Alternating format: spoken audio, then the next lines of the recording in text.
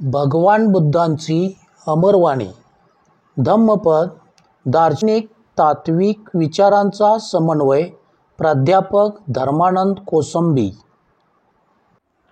पुप्पवगो धम्मपद क्रमांक 44, 45, 46, 47, 48 व 49. को इमंग पटिविंग विजेसती यमलोकंच इमंग सदैवकं को धम्मपदं सुदेशितं कुशलो पुफमेव पच्यसती.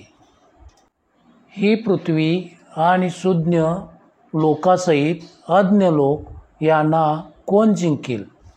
कुशल माणूस जसे फुले वेचतो तसे चांगल्या प्रकारे धम्मपद कोण वेचेल?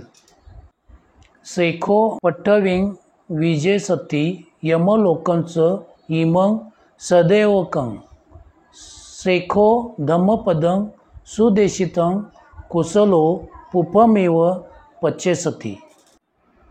ही पृथ्वी आणि सुज्ञ लोकासहित अज्ञानी लोक यांना बुद्ध शिष्य जिंकेल.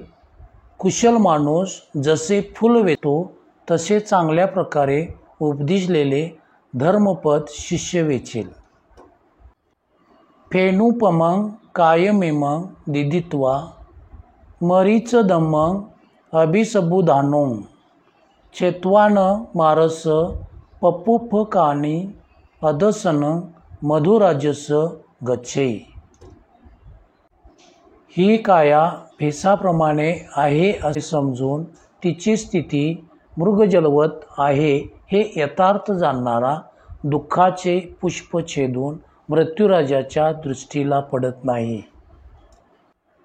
पुफाने हेव पचंत व्यासमत्तम नसं नर सुतंगामं माहोगो व मचू आदाय गच्छती.